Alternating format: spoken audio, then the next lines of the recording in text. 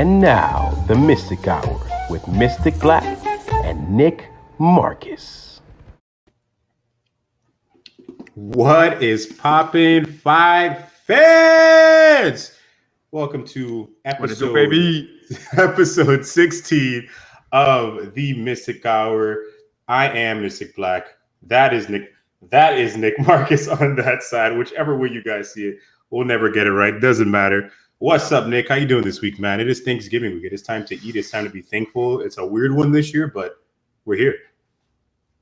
Yeah, we're here, and that's apparently all that matters after the year that we've had, right? You got to be thankful for that. That's for sure. First, I know there's some people, who didn't make it to this time, and it's been a very rough year. But at the end of the day, we have to be thankful for what we have and where we are, and we'll talk about what we're thankful on later on in the show. But we had such a great weekend of fights, and so many other things happened. Some dominant performances, and speaking of dominant performances, my Lord Deiveson Figueiredo is a beast. He defeated Alex Perez by first round guillotine in the first 2 minutes of the fight. That's the second fastest finish in UFC flyweight title history. The first one being TJ Dillashaw versus Henry Cejudo, who he beat in the first minute of that fight. Nick Deiveson, we said he is unbeatable. Is this streak just going to continue? It seems like it, man. I mean, I know that he was supposed to fight Cody Garbrandt. He had to drop out. And Perez, for a little bit, he looked like, he didn't look bad initially, but I mean, we all kind of knew. We even spoke about this with Serge that, Deiveson Figueiredo, who's going to beat him? And this guy is such a dynamic fighter. The only thing really that I guess any negative criticism that you can give him was he held onto the cage a little bit. I saw at the beginning that Goddard had to slap his hand off and everything. And I know that he also had that whole issue with the headbutting and coming in overweight when he first fought Benavidez. But no, man, this guy looks like he's here to stay. I don't really see anybody taking him out of place. I know Moreno's going to fight him next, and rather soon. They took over that Peter Yan, Aljamain Sterling slot, right? Yeah, so that fight ended up getting canceled because Peter Yan had some visa issues. So they're going to move that fight to February. Aljamain versus Peter Yan for the UFC bantamweight title. So Moreno, who fought in the main event of the prelims, and of course Figueiredo, who won the main event, they left their fights, no scratches, no medical suspensions. So Dana White was just like, hey guys, you want to jump in 3 weeks and main event this card? Figueiredo was down, Moreno was down. So now we have a fight in the main event for UFC, what is that, 256? 256, yeah. So that would be, actually they went from 255 to 256. Has that ever happened? Two main events, or somebody featuring in back-to-back main events? Back-to-back main events? I think Donald Cerrone might have been somebody who went to back-to-back main events, but not back-to-back pay-per-view events. I think this is the that's first what time. I'm saying. Like pay-per-view, that'd be crazy. I think this is the first. Yeah, see if you can find that fact. But I think this is the first time for a title holder to do back-to-back pay-per-views. That is unheard of, especially for someone. And you know what I was thinking too? So they talked about Deiveson not wanting to do fighter interviews, which is the interviews they do with the broadcasting team before the fight. Mm-hmm. And he said no. So the first thing I assumed is that he might have been struggling with that weight cut, even though they said he was walking around a little lighter in the week. So that might be something too. It's going to be a difficult thing for him to go back to back with the cutting of the weight, because after you're done with the fight, all you want to do is eat pizza. All you want to do is have all the carbs that you want, salt, every single thing you're not supposed to have, burgers, like Habib. You just want to enjoy those delicacies, and he's not going to be able to do that. There's going to be a big test of his discipline, and to see how he goes into that fight, because Moreno is a guy who's, number one, hard to finish. I think Brandon Moreno may have been finished like one or twice in his career ever. He's hard to finish. So I think this is a fight that's going to go maybe 5 rounds. So Deiveson has to be very prepared for that. So that should be interesting to see if he can make that weight. Yeah, it definitely is going to be interesting. I'm trying to find it. I guess I'm going to have to look that up another time. But at the same time, I suppose this is good, right? Because now it's not so far away. He's already in shape. Maybe he let loose, obviously the night of. But I mean, if he just continues doing what he did for this fight, and obviously just preparing for a different opponent, then he'll be ready. I mean, it shows that his performance. I think it's safe to say that this guy obviously takes this very seriously. This isn't one of those, just born talents. He works hard at what he does, and I think he'll be just fine. And honestly, I don't see Moreno really giving him a difficult time. Even though he did win this week, it was kind of like, I mean, against Brandon Royval, like I felt that Moreno still didn't have such a dominant performance, and then I feel like in a way, not to say that he got lucky, but Royval's shoulder popping out. I mean, obviously shoulder that pops tremendously. Woo! Yeah, exactly. It was pretty nasty. I don't know if you saw the video when they snapped it back in. Yes, yes. That was disgusting. And did you see when he screamed because it was dislocated?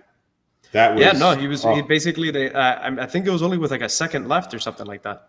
But literally at the end when he took him down and he put his arm on the ground. Yeah, he put his arm on the ground and boom, it snapped and then TKO, which is unfortunate because Brandon Royval is a pretty good flyweight, tall flyweight. He's 5'9". I was excited for him. I was excited for him because I had picked him the last time that he fought and he performed well and I got my prediction right with him. So I was looking forward to seeing him progress. But sometimes these freak accidents happen and there's really nothing you can do about it. I'm sure he'll bounce back. Yeah, 100%. He's definitely going to bounce back. It's gonna take some time, of course. With that.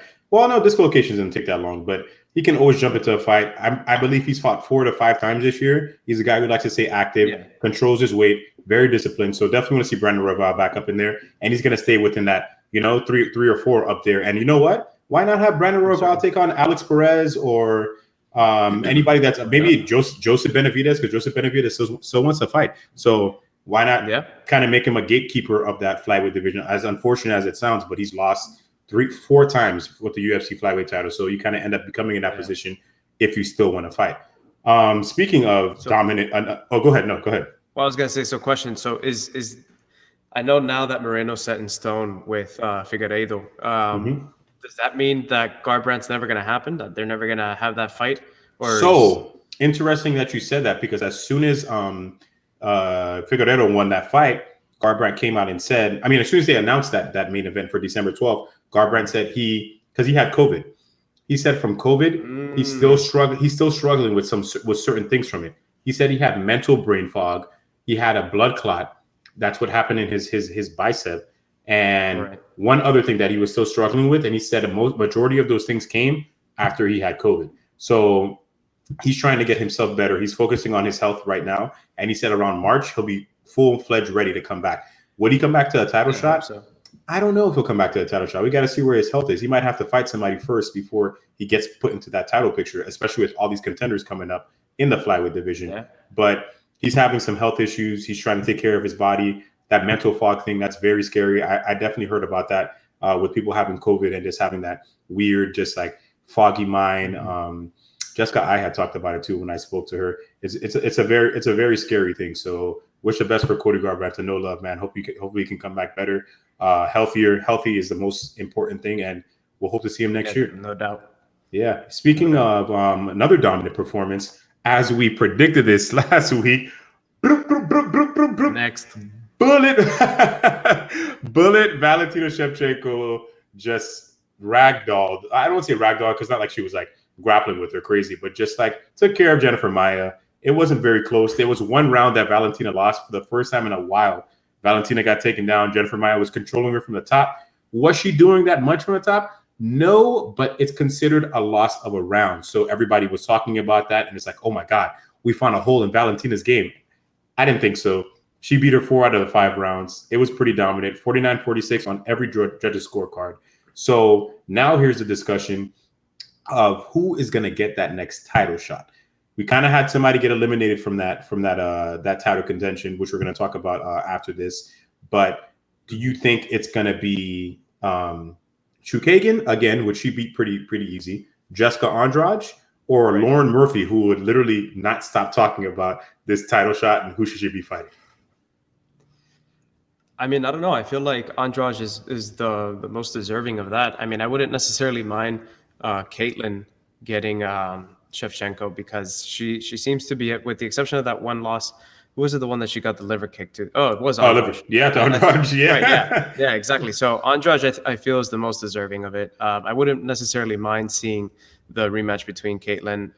Apparently, she's more focused than we had talked about last time with Serge. So I think those two, Lauren Murphy, why not? I mean, when you have somebody like Shevchenko that you're just, you're trying to figure out like who's going to be the next person, like just throw everything you got, throw everything in the kitchen sink, because it just seems like she's incredibly dominant. I was here trying to find I saw the stats of their fight, and it was so ridiculous the amount of significant strikes. Pulling it up right now.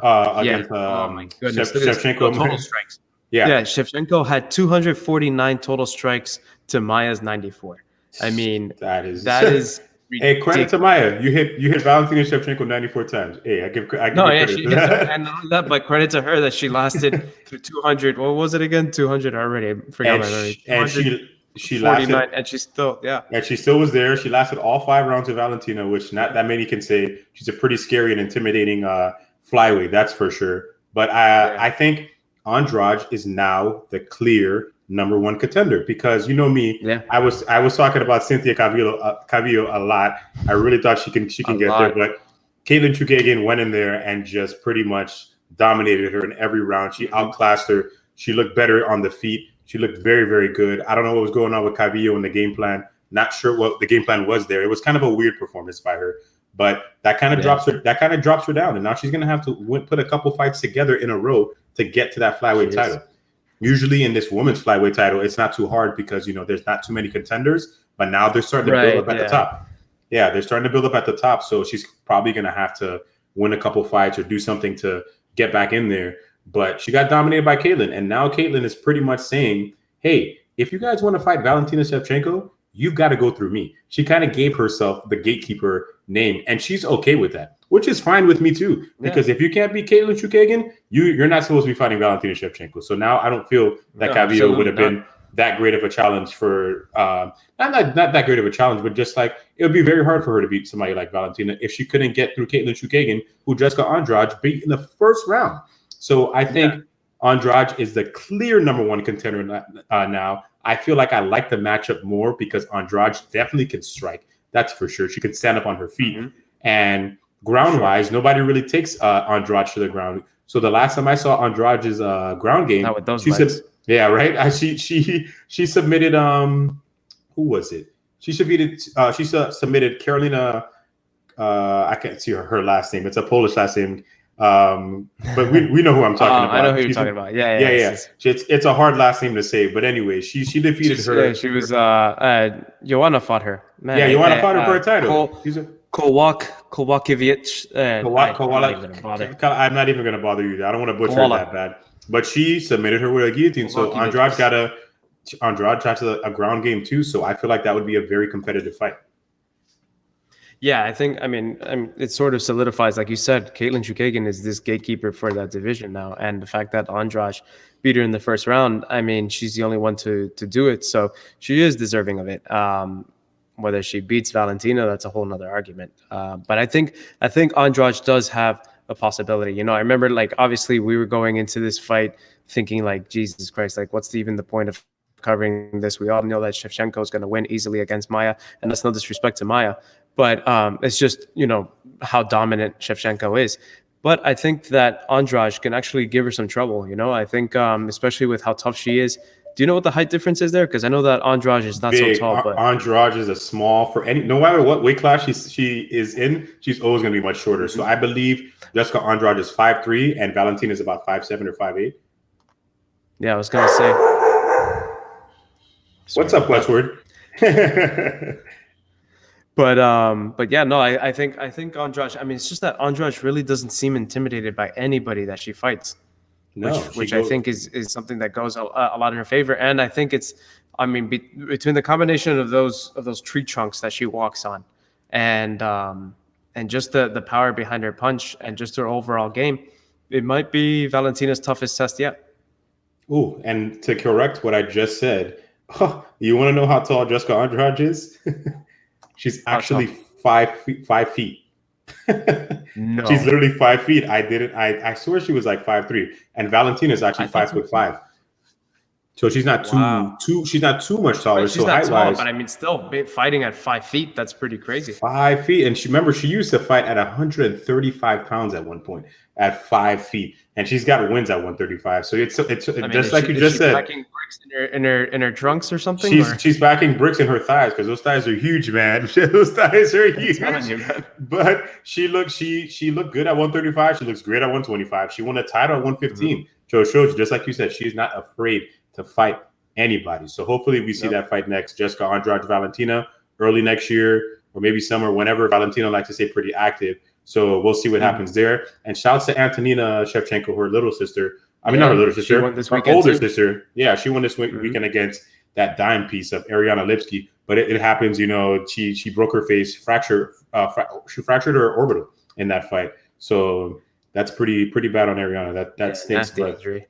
It happens. But we had another fight. The guy, I was about to say our boy, but I don't know if I want to say our boy. Well, he's definitely not Serge's boy. It's definitely not Serge's boy, but Mike Perry fell to Tim Means in a unanimous decision. And in this fight, Mike Perry's grappling actually looked pretty good. That's the first time I ever see Mike Perry really go down, really try hard for a takedown. And he almost submitted him with a rear naked choke in the end of that first round. And in the second round, he took Tim Means down as well. So Mike Perry looked better grappling wise, but as soon as he walked out, by the way, walked out to the wrong song, which was hilarious. I don't know what mix up happened there, but that was funny.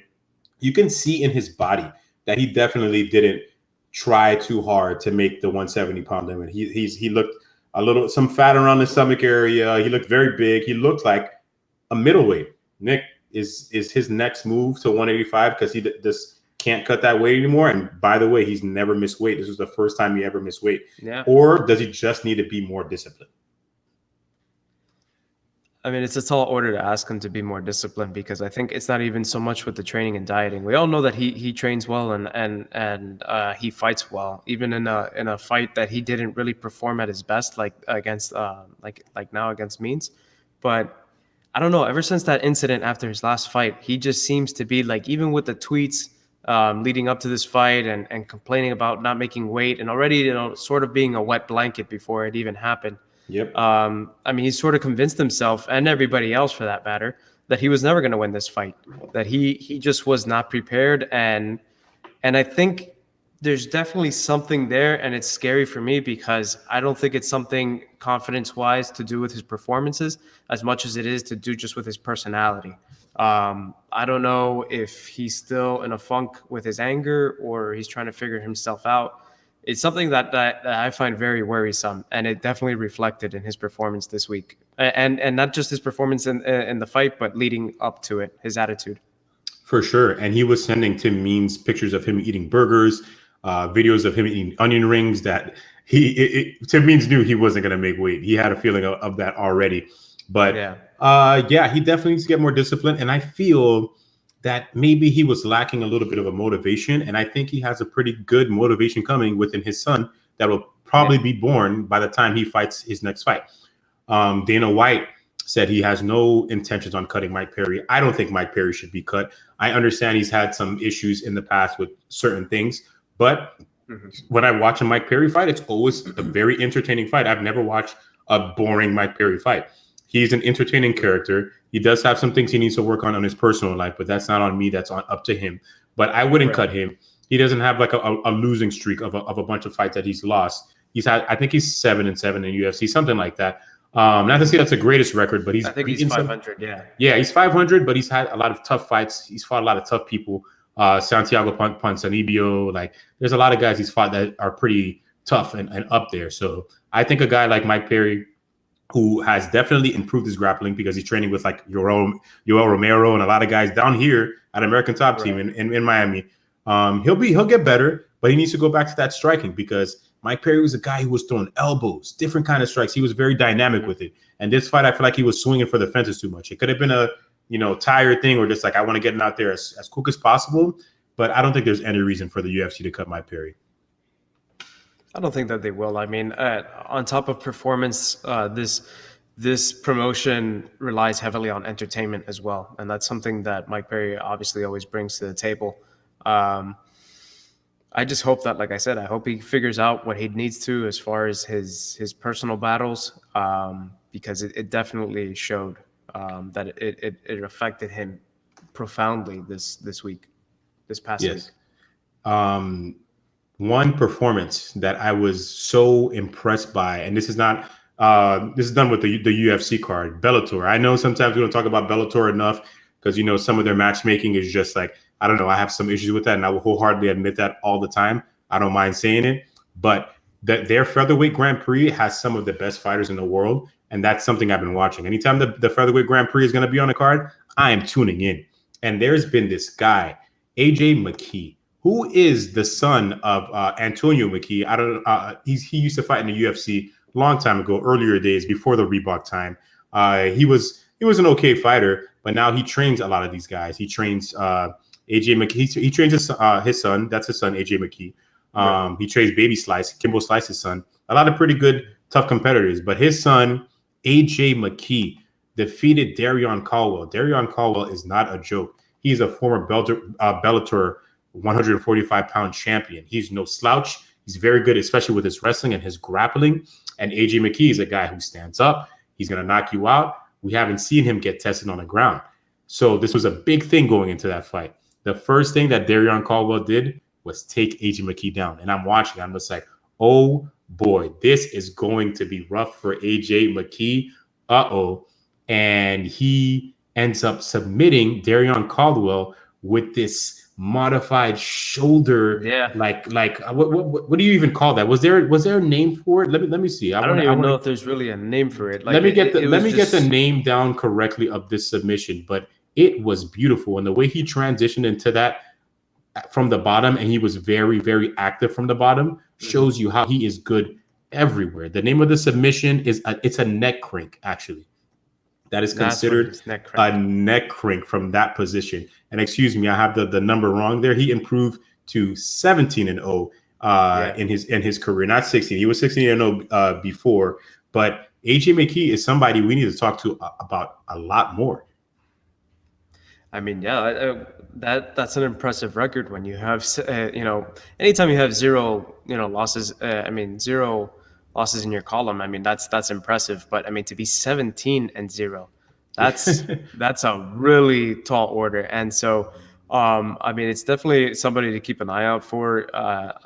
It can't be articulated enough how impressive that is, 17-0. I mean, you get into the double digits and still have yet to get your first loss. And not only that, but have the ability to get out of sticky situations and improvise in such a short notice or short moment. He's definitely somebody to watch, and I wouldn't be surprised if we see him one day, in the biggest promotion that is UFC. Yes, and he's one of the guys that I would love to see with the best featherweights in the UFC. But the way that he would kind of give me that urge to see him in the UFC would be beating a guy like Patricio Freire, the featherweight champion of Bellator, who's been dominant. He's beaten Michael Chandler. He knocked out Michael Chandler. He's beaten so many guys in that 145 and 155 division. He's a double. Oh, my bad. Patricio Freire is double champion in Bellator. He's got the 155 and 145 championships. So if Patricio can get to the finals of the Bellator featherweight Grand Prix, he'd fight AJ Mckee. Man, that would be something I feel everybody should watch, because if AJ Mckee could take out a guy like Patricio, he is completely legit. I think the win over Caldwell already made him legit, and his record over very, very tough guys makes him legit too. But this would be bar none, and I want to see what's going to happen with him going forward down the line. This is one of Bellator's big guys, so I don't think they're going to let go of him. No, I mean, why would you too? Like, you gotta definitely hold on to these, to these nuggets that are gonna turn people's attention towards your promotion. And I wouldn't want to let go of him either. I'd hold on to him as much as they can. Probably like they did, with Chandler. They try to hold on to Chandler for even longer after his, a 10-year stint that he had with Bellator. 10-year stint. Yep. Yeah, exactly. And even then they tried to hold on to him, and they nearly did. I wouldn't be surprised if. I'm happy that Chandler's now in the UFC, but I also wouldn't have blamed him had he not walked away from Bellator, because obviously he's a prized figure there, and they would get him good fights and whatnot. So let's see what AJ Mckee, what happens to him. But I mean, if I'm Bellator, I'm not letting him go. No, I'm not letting him go either. And he's an undefeated guy. And another thing I'm hearing too, and this is kind of off subject, but I'm going to bring it up now, is Anderson Silva doesn't want to stop fighting. But every promotion has brought up that they don't want to sign him. Bellator said, nah, we're good. ONE FC said, nah, we're good. PFL said, nah, we're good. So you know what that leaves? It leaves one promotion: bare knuckle fighting. You think we see Anderson Silva in a bare knuckle ring, or he finally just gets that just to retire? I don't know, because it's such a different atmosphere. I mean, if he wants to keep fighting and that's the only option, I mean, supply and demand. But I mean, I could see him doing well with it. I mean, I don't know, when it's kind of hard to walk away, especially when you've obtained so much success in something. Like if he was just like a regular, or a decent fighter, you hang up your gloves and you just keep going on to the next chapter of your life. But Silva looks like he really does not want to stop. And if this is the only option that's going to be available to him, I can see him taking it. I just think he needs to retire and to stop. Like, I don't need to see him. Oh, no, yeah, exactly. I concur with that too. I think he needs to stop. Do I think he'll stop? Please. No, I don't. Please, God. That guy it's beating the dead horse. It really is. 45 years old. I don't want to see him in a bare knuckle get hit with those hard, no protection. I don't want to see it. I think we had the fastest knockout. Was it this weekend or the last weekend? It was last weekend. It was the 3 seconds. Last weekend. 3 seconds. Yeah. I don't want to see that happen to Anderson Silva. We can see Father Time is hitting him, but we're not going to spend too much time on that. Anderson Silva, please retire for the love of the fans and for the people that love you the most. You don't need to do anything anymore. But we got a very good main event this Saturday. The Black Beast, Derek Lewis, is taking on Curtis Razor Blaydes in a heavyweight feature that can definitely give Stipe Miocic and Francis Ngannou their next title challenger when they fight, or if they fight, because we don't know if this is going to happen. Nick, is Curtis Blaydes going to give Derek Lewis that wrestling pedigree and just wrestle him for 5 rounds like he did in that main event against Alexander Volkov? Is that the performance he's going to put on? And Dana White complained about it a lot after. Or is he going to try to mix it up and maybe stand up and strike with him to show him that he's well-rounded? Well, he definitely has the potential to do both, and he has the skill to do both. But if I'm looking at Derek Lewis and his lack of endurance, I'm going to try to wrestle him. I don't care if it's entertaining or not. I'm out for the win. I'm not gonna be there just to, be a spectacle for the fans, as well as trying to improve and get that title shot. So if I'm him, I try to ground and pound as much as possible, try to tire Derek Lewis out, so long as Derek Lewis is not on top of him, because Derek Lewis is a big boy. If Curtis Blaydes cannot take down the Black Beast, he has no chance. I'm sorry, he has no chance, because Derek Lewis hits you one time and it is night. Derek Lewis ended up getting that back surgery that he needed very bad, so he's good. He's better there. His last performance looks to be more in shape too. Yeah, looks to be way more in shape. And remember, Derek Lewis is that guy that you take him down, and when he just feels like he wants to get up, he's gonna get up. So it's not gonna be that easy to just keep him on his back and think to dominate him that whole entire time. So I think this is going to be a very interesting matchup. It's definitely going to be a number 1 contenders fight for after Ngannou and Stipe, if that happens. Right. But this is definitely going to be one for everybody to watch, because any Derek Lewis fight, he can be losing for 3 rounds, and all of a sudden that 4th round, he goes for it. He went for it in the last 30 seconds against Alex. Yeah, second win. He went for it in the last 30 seconds against Alexander Volkov, who's a very seasoned striker and just fights very smart. And Derek Lewis just pressed forward and knocked him out within 30 seconds. So if you want to watch a fight that you don't know what can happen in any amount of time of that fight, because Derek Lewis has those spurts, Saturday is definitely a good time to watch that. But Nick, you know what I need? And it's free. And it's free. I don't know if you got it for me. I need a prediction. It's so hard. I want to... I want to go with Blaydes. I really do. But I also feel stupid every time I doubt Derek Lewis. So I'm gonna go against my logic and go more with my gut, and I'm gonna go with Derek Lewis.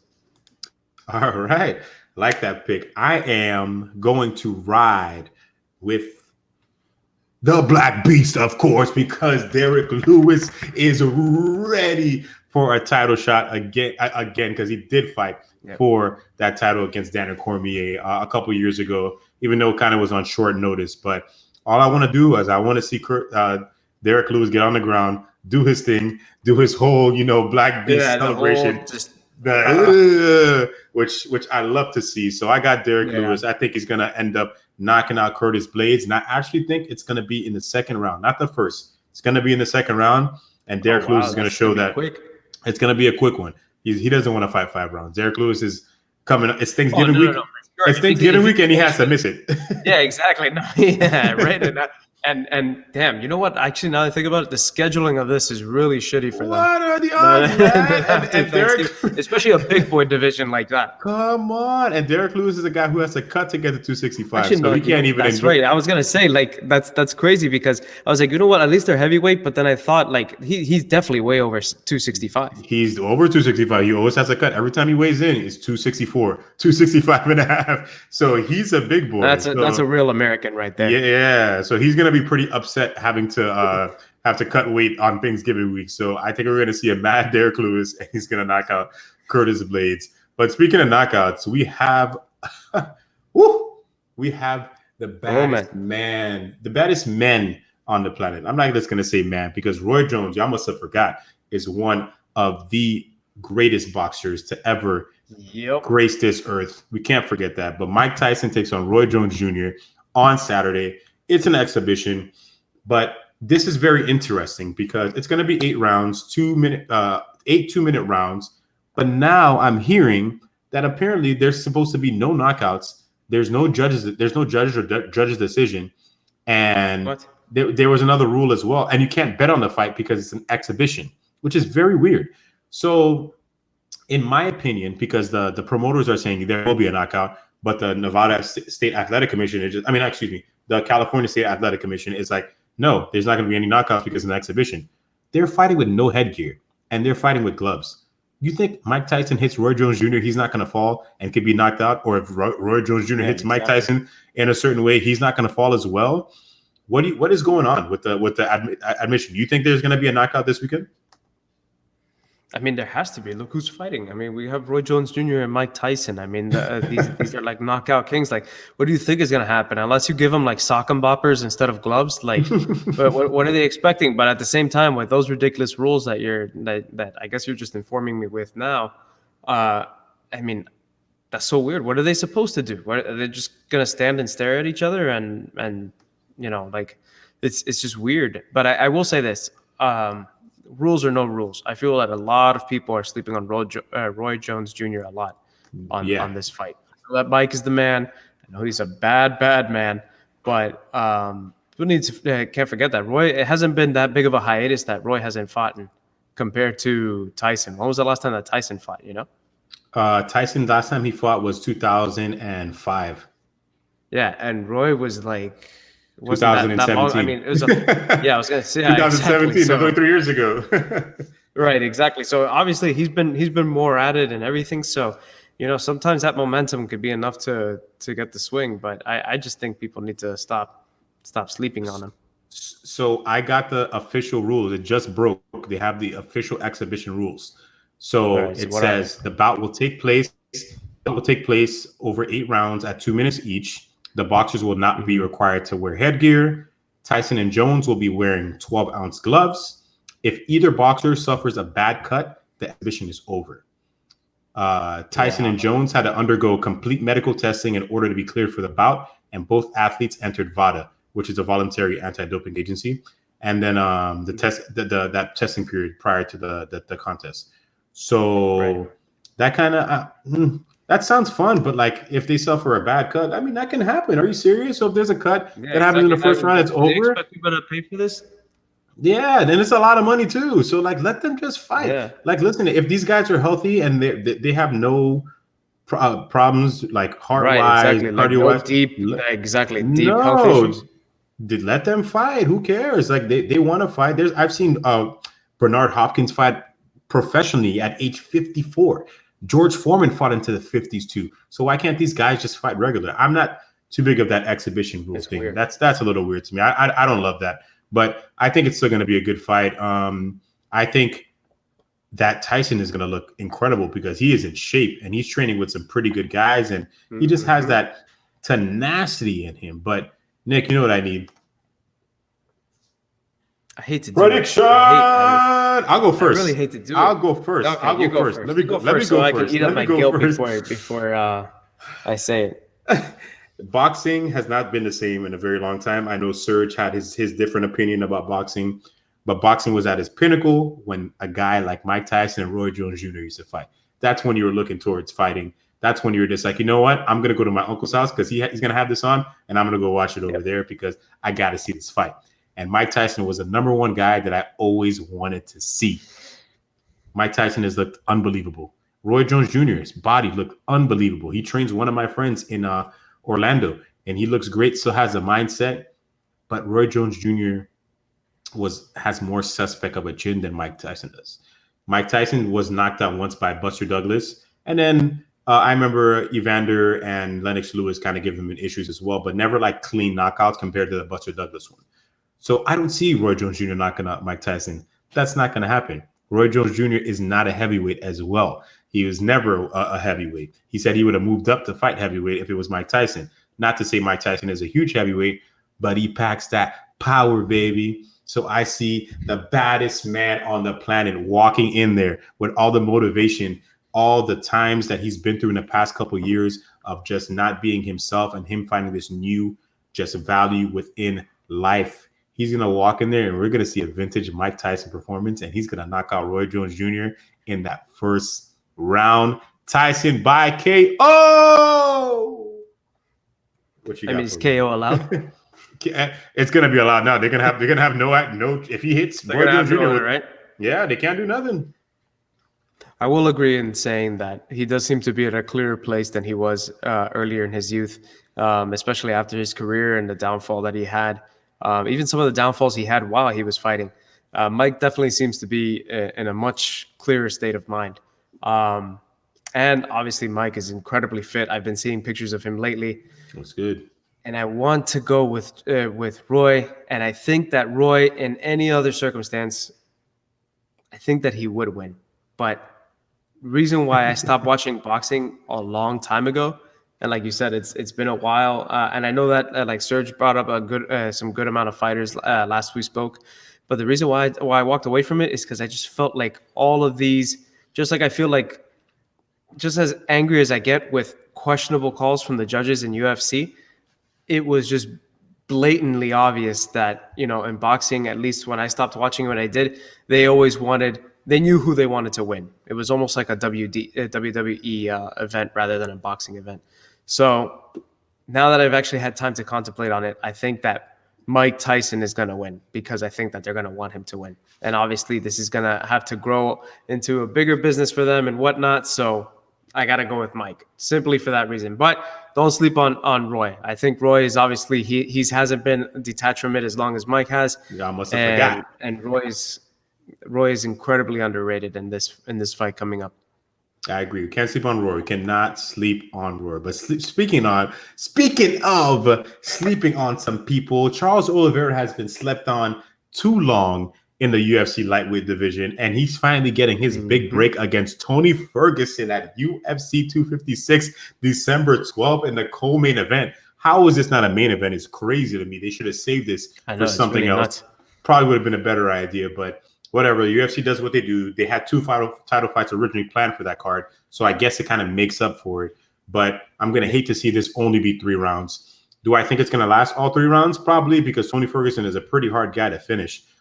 Justin Gaethje was the only one to finish him in his career. So, and Charles Oliveira is very big. It took a lot. It took a lot to finish him. I don't see Charles Oliveira beating him by strikes, but he can submit him. Nick, is Charles Oliveira going to get this break? Is he catching Tony at the right time? I mean, I think so. Like we talked about, there's this whole, this whole tournament style going on in this division, and I think that it's. What's up, Westward? Anyways, I think that he's gonna. I mean, this is the perfect opportunity for both of them. It seems. I mean, I think Ferguson has definitely been swept under the rug ever since after his last fight. First, he was supposed to fight Khabib, and then that fell through because of the whole COVID thing. Ends up getting the shit kicked out of him by Justin Gaethje, and he's kind of. And then, like, there was talks about him and Dustin perhaps getting together and putting up a fight. That didn't happen. Dustin ended up getting with Conor McGregor. So I feel that like Ferguson's kind of been left in the dark here. And I think it's good for him because it's going to be good for him because he's going to show that he's not complete, that he shouldn't be overlooked. And at the same time, this is going to be great for Charles Oliveira because he's going to show that, look, I belong in the conversation with these guys. And a lot of people are talking about the newcomer Michael Chandler.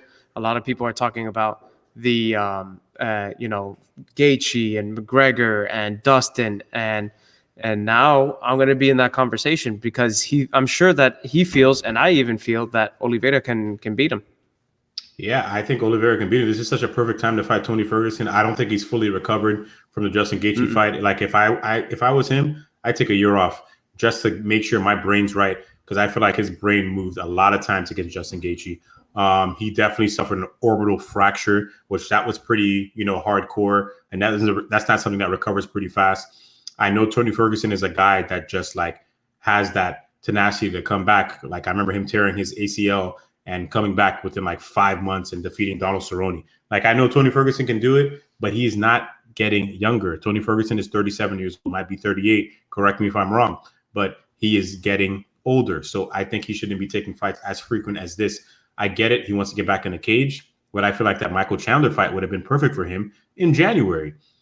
But at the same time, if Tony Ferguson defeats Charles Oliveira, I bet you he'll still say, hey, Michael Chandler, where you at? I fight you January 23rd. Oh. But he might be too late because I'm hearing rumblings that Michael Chandler is going to be fighting Justin Gaethje on that co-main event. So Ferguson might have lost a big opportunity there to take on somebody like Michael Chandler. Even though he's unranked in the UFC, he's still proven outside of the UFC. But either way, I love this matchup. I love the way Charles Oliveira has been fighting lately. I always love the way Tony Ferguson fights. This is going to be fight of the night, 100%. If Charles Oliveira can go in there, submit Tony Ferguson, he is top 3 UFC lightweights, and that is going to be very dangerous for anybody up there because Charles Oliveira is peaking. Remember, Charles Oliveira fought very young in his beginning of his UFC career. I don't even think he's 30 yet. Let me check Charles Oliveira's. I want to make sure of this. I don't think so either. To see how old he is. I will say this: we definitely. I want to this whole lightweight tournament that's going on. Just soak it in, people. Soak it in because this is going to be very entertaining. All the fights that we're going to get, all the combination of matches that we're going to get between these top 6 guys, it's going to be a doozy. That's right. The next 2 months are going to be the most interesting time period in the UFC lightweight division.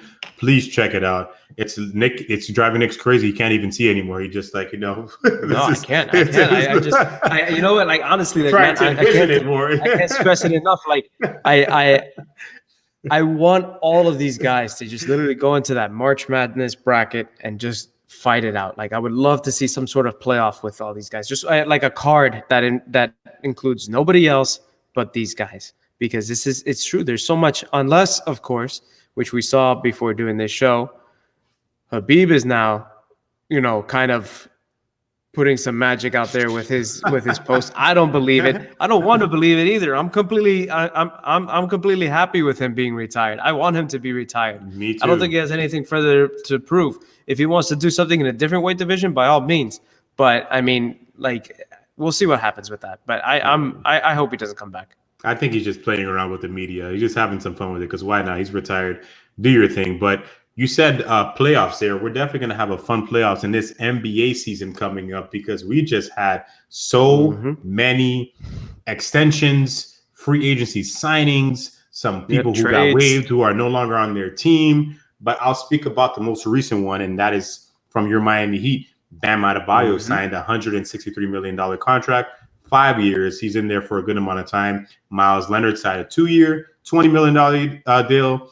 and Goran Dragic signed his deal as well. And the Miami Heat got Avery Bradley, and I'm not sure who else they picked up. But you like the pickups for your team, and you like the contract extensions, even though it kind of takes them out of the Giannis, the big free agency next year.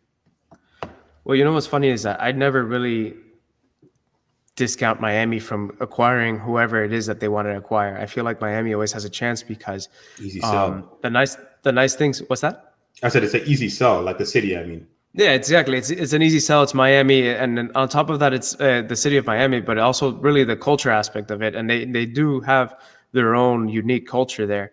It's definitely not for everybody. I think it's never really hard for. It's definitely unique. Yeah, like it's not really hard to sell people on it. So even if we do have our salaries tied up for next year, which we don't actually, beyond obviously, you're gonna have Jimmy Butler and Bam now long term, but I mean we never really intended on getting rid of those guys in the first place. What I do like about all the extensions or that they gave, or the contracts that they've given so far, is that they have team options on the second year. So if it doesn't work out, whether it's because they don't perform to their level or they find somebody a better option that can come in and fill that void, they're going to have the flexibility to do that. And I do like where they went because, I mean, this team did go to the finals. So, I mean, yeah, could we have improved? I mean, I think Avery Bradley is an improvement over Derek Jones Jr. That's a big thing. I agree.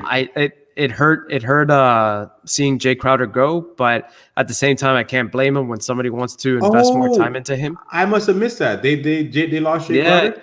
Yeah, Jay Crowder. And so what happened was that Jay Crowder, Miami didn't want to get it. Miami was willing to give, their players a second year option or a second year, but as a team option. And I'm sure that Jay Crowder would have been down to come back and everything. But then when Phoenix goes ahead and throws in a third year, right? And for $29 million, nearly $10 million a year, it's kind of hard to pass up on that. And Phoenix is going to be good this year too. Yeah, Phoenix just got Chris Paul. I mean, they have Devin Booker. They're definitely going to be a good team. I mean, they were undefeated unfortunately, it wasn't enough to get them into the playoffs in the bubble, but they were undefeated while they were there.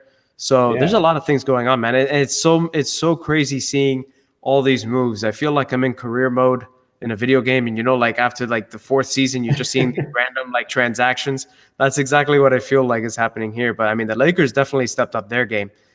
They massively improved with Dennis Schroeder.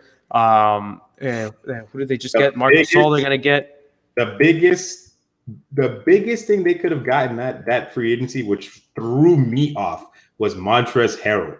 I did not think that was going to happen. No, that I didn't see either. Especially the chemistry that Montrezl had with the Clippers. I feel like that team was very together in a sense, but apparently they were not. I saw an interview with him, and he was just like, clearly they didn't want me. As you can see, they didn't offer me enough money. They dragged their feet long enough, and then the nice thing for him is that he's not going to have to. He's not even going to have to change stadiums. Just his jersey. He's going to be able to stay where he's at in his home or wherever he is that he's living right now. And then all he's going to do is change from that, blue and red to that purple and gold. So it's just been an incredible free agency. And then now I guess and then I'm also happy seeing, on top of Bam, of course, I'm happy seeing all these young guys getting their money, these teams investing in these guys.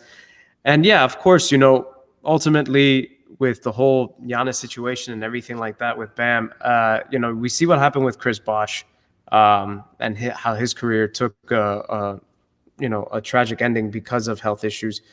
And that's the thing, it's kind of hard to ask a 23-year-old, especially a 23-year-old who has earned it, who has taken you places and is definitely a player that you could build your future around.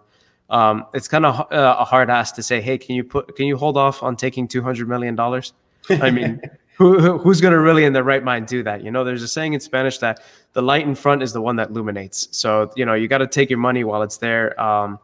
And I don't blame them. And I'm glad that they're doing right by it and they're going through with it as well. As far as, future signings for next year and the biggest and a bigger free agency, because there wasn't really too big of names in this free agency. Because we all know Giannis is going to be there if he doesn't extend. But there's also going to be other players there that are going to be way better than the free agency class that we saw this summer, or not even this summer, this offseason. It's been a weird year. I think some teams, besides all the winners and the guys who got their contracts, there's a couple losers in this free agency as well. Number one, the Clippers. You lost a big guy in Montrezl Harrell. You didn't really add anybody to your team like a Rajon Rondo, which they probably should have added to their team. And apparently they're going to be making some kind of a big move, but I don't understand what big move that's going to be unless they're going to trade Paul George for two players. That's the only thing that I see. They got a James Harden thing they're going to pull off or something like that, but I don't think they did anything. That's a shit show in itself. That's a very big shit show. They definitely have. Houston is another loser in this as well because they have two of their main players that don't want to be there anymore. James Harden has requested a trade. Westbrook wants to be somewhere. Nobody wants to take Westbrook and nobody and his disgusting contract. So that's another loser in here. Number 3. You know who the? I'm sorry. Go ahead. I was going to say, you know who's a big winner in this free agency? Who's that? He's Gordon Hayward. I was about to say this. How the hell get? So I literally, this was my third point, but I think the Hornets are a loser there. Why would you sign a guy who cannot stay healthy, who has not proven to be a superstar in the past 3 years, and give him $120 million contract? When I tell you they must have been in Las Vegas making that deal, because what a gamble. Jesus Christ, what a gamble. Yeah. I understand that Gordon Hayward helps Miami. Yeah, I was having this argument with a friend of mine, Mihail. Shouts to Mihail. You were correct. He was just like, "Oh, Gordon Hayward is an above-average role player." I'm like, "No, he's not." I'm like, "You know what?" Then I thought about it. I looked into it. He is, but he is not worth $120 million for that amount of years as well. The fact that he got more money than a guy, an NBA champion like Fred VanVleet, who got $85 million for the same amount of years. That's crazy. That shouldn't be happening. Gordon Hayward should not be getting $30 million more than Fred VanVleet, who's looking promising going forward. Yeah. 100% looking promising. But without injuries, with more youth. Whoever's managing Gordon Hayward, please hit my line. Get me a deal. Get me a deal somewhere too. Get me that same deal, because that is unbelievable. I'm telling you, when he opted out, I was just like, why would he do that? Guaranteed $34 million this year. Like, just take it, and because you're never gonna see that money again. And he just went ahead and saw it. Like, it was crazy. Apparently, he knew something that we did not know. Nope. And he got a big poppy contract, which is wild. But let me ask you this: where does James Harden and Russell Westbrook end up? Because those are the two big guys that we don't know what's going to happen. There's a lot of moves that have been made, a lot of guys that signed the teams, a lot of guys who are kind of still in flux, but these two guys, they don't have a team there in Houston anymore. They have nothing there that's going to get them to some kind of a championship place. And I don't think it's going to take them. I feel that Harden, as talented as he is, as high of a scorer as he is, and I know that his defense gets a lot of slack, but it's actually a little bit better than people give him credit for. Yeah, it's better. I just don't feel that he embodies leadership to obtain a championship as the leader of a team. Now, as a piece of a team, and you know, a close second to a leader of a team, absolutely. I think that he can accomplish that. But I think we've seen over and over again that James Harden, I mean, when you get a guy like Chris Paul and you can't even, you know, you can't excel with somebody like that, somebody who's such a good leader, who's such a good facilitator, who can really, you know, if you can't win with that, then you're not going to be able to win with anybody. And then just two disgruntled players, I can't blame them for being upset. I mean, for him to turn down $100 million or $103 million, I think to be exact, extension, that says a lot about the Houston Rockets organization as well, as far as not allowing their biggest stars to partake in their plans. As far as Westbrook, I don't know what's going to happen to him, man. I feel that he might end up on some dog shit team like the New York Knicks. And yes, I say that proudly as a Miami Heat fan, like because I mean, who else is really going to take him? I mean, like New York, I understand is a big market. I don't understand why, but or why it still is. But I mean, that's the only really team that I can see, unless they want to do some, you know, trading of horrific contracts with John Wall and the Wizards. You know, like I don't know exactly what's going to happen with Russell Westbrook, and I feel bad too, because in a way I almost felt like he just never I just wish that he never left OKC, because I mean they did just fine last year without him. I mean, they did just fine last. I mean, granted they were under Chris Paul. But I don't know what's going to happen there. And then, you know, there's the whole talk about Harden going to the Nets. But, I mean, can you imagine who's going to shoot the last shot there, right? When you have somebody like Kyrie Irving and Kevin Durant. I mean, you want to talk about a dumpster fire. I think that would be a really bad combination. It wouldn't make any sense for Harden to go to Brooklyn. I mean, they can figure something out, but it's just not going to work. It's just weird to see guys like Russell Westbrook and James Harden, who are elite basketball players, but their attitudes and a lot of other things just kind of steer them off and make them and put them in this weird position. So it's unfortunate to see that happen. I hope they end up on teams, but anybody who takes Russell Westbrook, that's not going to be fun for them at all. Anybody who takes James Harden, that can be a really big thing for right. Yeah, team. No, that's for sure. Hey, Minnesota Timberwolves, holla at James Harden, see what you can do there. You could right. They have a young team there. They have a lot of good players that can gel well. Or hey, James Harden, hit up John Wall and Bradley Beal. Hey guys, let's get together and put something together on some team. He's got to make better relationships with other players. James Harden is not a guy who hangs out or talks to too many other players, and I feel like that's hurting him rather than help him. So he's kind of got to get that together, put that together, and maybe end up somewhere where it'll help his career a lot. So we'll see what happens. But Nick, it is Thanksgiving. I'm celebrating Thanksgiving tonight. You're celebrating Thanksgiving on Thursday, right? Yep. Of course, we wish everybody a beautiful week, a beautiful Thanksgiving to who you can spend your Thanksgiving with. I know it's not going to be as big as it is usually on every other year. Hopefully by next year, we'll get back to that point where we can have a bigger Thanksgiving and be with more people. We'll see what happens, but enjoy the time that you have now with your family. I am thankful for having my family here. I am thankful for my health, my being okay during this weird time period. And I know I don't currently, this is my job right now. This is my main job right now. So I'm loving this. I'm definitely enjoying this. I'm thankful for being able to start this podcast. I'm thankful for you to be joining me on this podcast. This has been so much fun, and there's so many more episodes to come. Definitely thankful for that. I'm thankful for Elise for giving you that hour to do this podcast with me. giving me, come on, man. What do you think? I'm a prisoner here? Thank you so much, Elise, for giving me Nick for an hour. I appreciate it. I am thankful for I'll be finishing school broadcasting in the next 2 weeks. So that's another thing I'm very thankful for. It's been a long journey, and I'm going to be done with that. So cheers to that. And I'm thankful for a lot of opportunities that hopefully present itself going forward with this. Nick? Yep. I feel like I missed stuff. Oh, no. I mean, I'm thankful to be part of this, man. I didn't think that when you asked me back, I think in June is the first time that we did this, that, you know, I'd still be sticking around here. Yeah. I think it was June. No.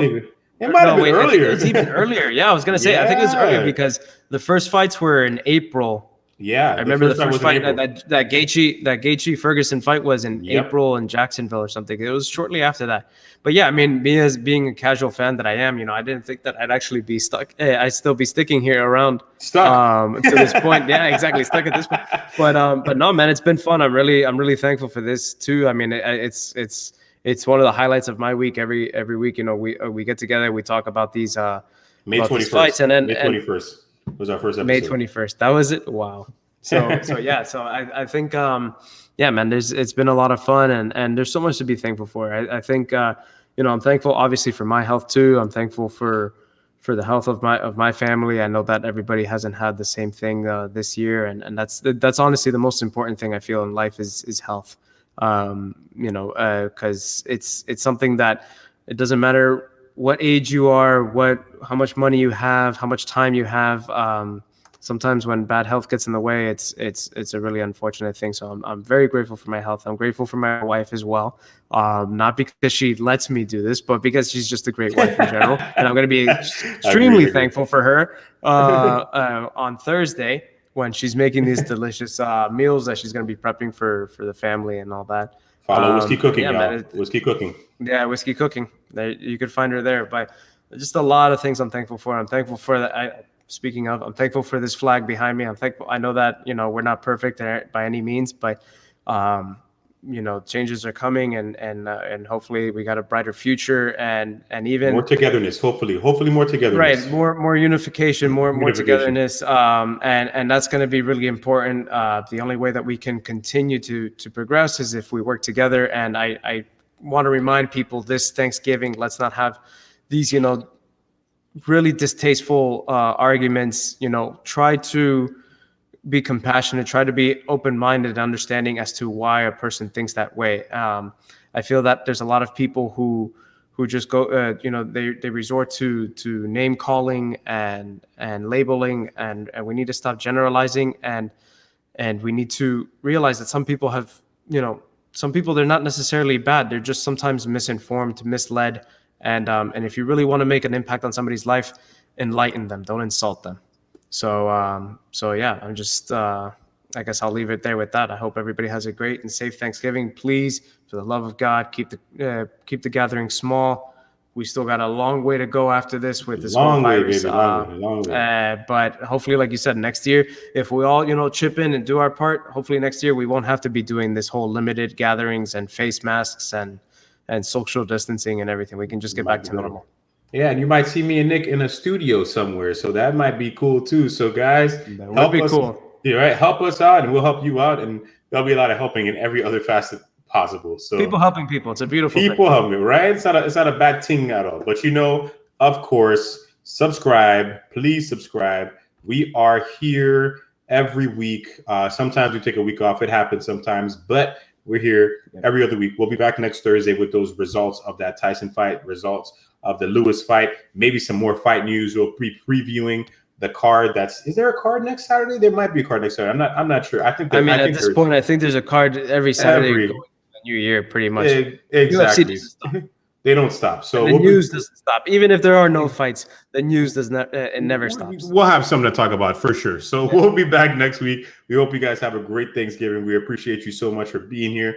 Of course, Nick, I appreciate you, man. Elise, happy Thanksgiving. If you can't hear me right now, I'll text you. No. But we are out. Mystic Hours over for the week. Happy Thanksgiving, you guys. Later. Boom. Gobble, gobble.